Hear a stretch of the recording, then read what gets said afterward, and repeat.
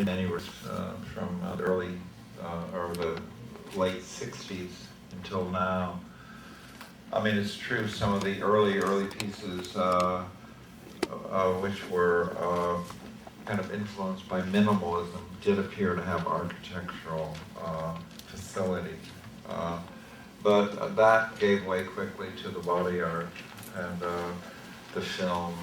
And my feeling, my perceptions, although sometimes the artists can be wrong about their own work, is that the work is not signature work. It's work that is constantly uncomfortable with where it is, and we're always looking for some other place to be. And I've always been that way, and I think that's not a bad way to be an artist. Is you don't want to be neurotically uncomfortable, but you certainly don't want to be easily satisfied with things, you know. There's a lot of reasons for artists doing public art right now. I mean, every artist can have a different motive, a different set of conditions that unfolded. Sometimes the artist made installations, and then everybody who liked the installations supported the artist, the museums, the galleries, and then it kind of ended. Everybody who liked it sort of helped. So the artist had to reinvent his or herself. And often the reinvention goes into public art. It's another context that the artists can enter into maybe after they've had experienced museum and gallery context. It's different, you know, it's always different.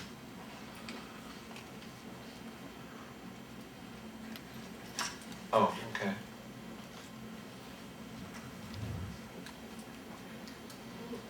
Many public art, they tend to be more walking on the safe side with the conventional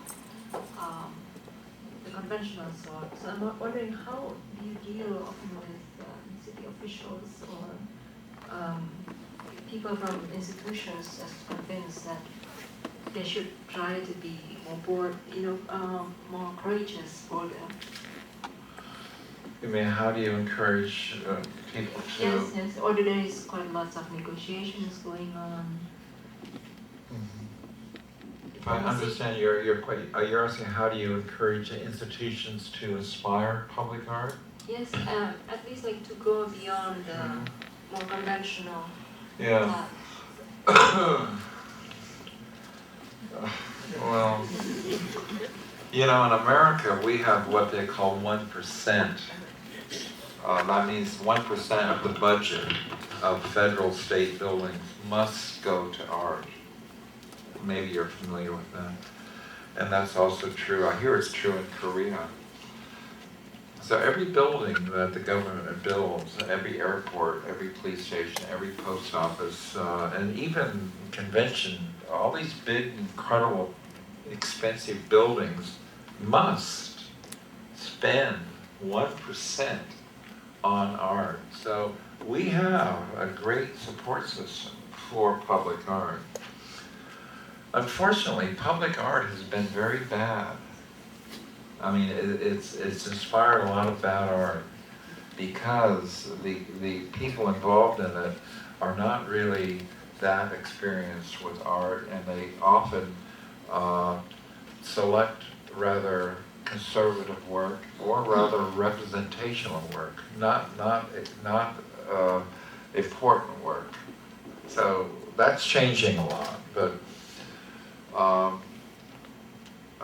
this aspect of the 1% commission percentage for commissions is absolutely behind why we have so much support in America. And if you don't have that, it's very difficult.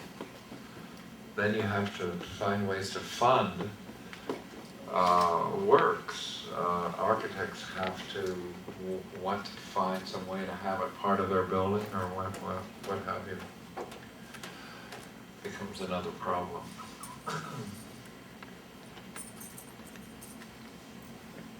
Yeah. Oh, this work. Well, this work is a 1% commission, like a lot of the ones that I've shown you. And it's commissioned by the light rail. This is underneath the railroad. So, and it's in North Carolina, which is the South in America. And it's basically images from, it's called reconstructed dwelling. It's images from a house that are reorientated, operating between the railroad. And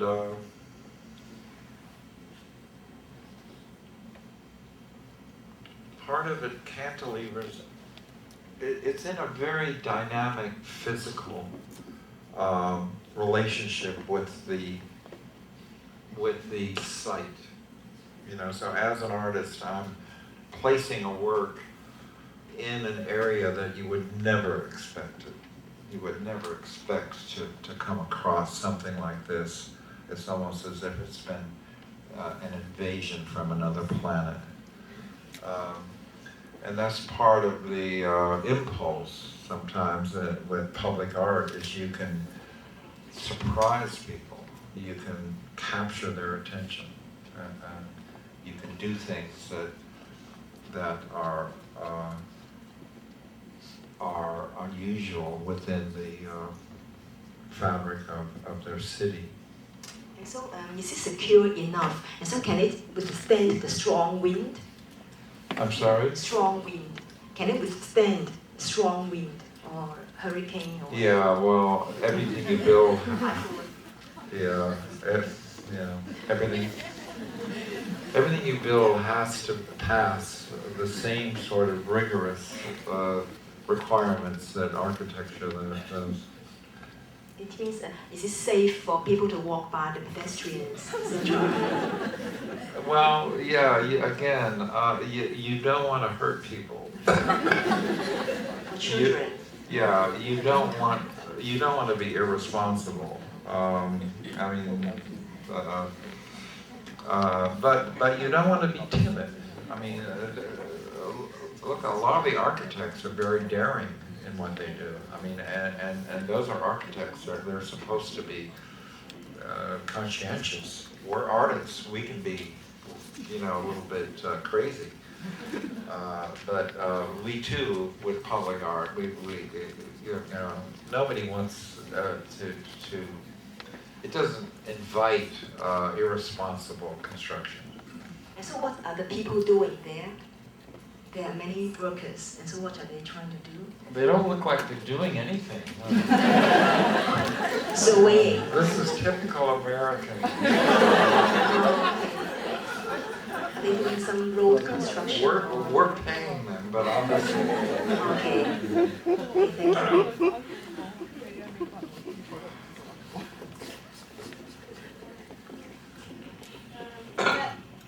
What do you think function with public art? Because I realize I enjoy public art, but most of the time they don't capture my attention enough, so I just usually miss a lot of public art when I'm out.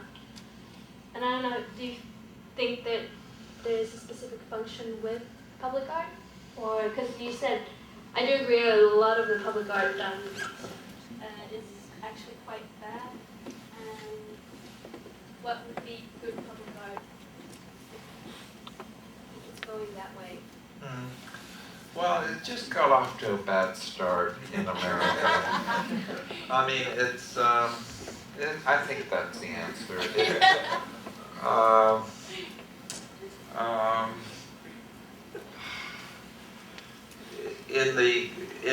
In its growth patterns, as it was unfolding in America through the 1% system, It had unfortunate experiences, and a lot of bad art was executed. Bad art, what is bad art? Well, a lot of public art felt it was necessary to become narrative, to tell a story about the site. So this made it illustrational. And when art is leaned upon to serve a story, it quite often becomes a rather mediocre art. So that's one reason you see a lot of public art that is just bad storytelling. What you want to see is inspired art, but you don't want to necessarily see gallery art. You know, it's why it's so demanding. Public art is not this, it's not that. It's sort of a combination of things, and it's unique. And real successful art done in the public sector is unusual. I mean, it's unusual when you find something that really turns out well. Like, and it's often for strange reasons. Like, there's a work by Anish Kapoor in Chicago of a giant reflective kind of biomorphic shape that you can see into, and it curves the entire city in this sort of distorted mirror image. God knows what it means. It doesn't mean anything, but it's this extremely magnetic experience that is given to the public in this enormous, almost like liquid silver shaped form. And you just have to say, well, it's successful because of, because the way the public is circulating around it, and the way that they're dissolving themselves into it, and they're losing their image, and their image is morphing into somebody else's image, and so without much intellectual pretense, this work seems to fill the necessity for public art in a positive way. That's probably enough. Thank you.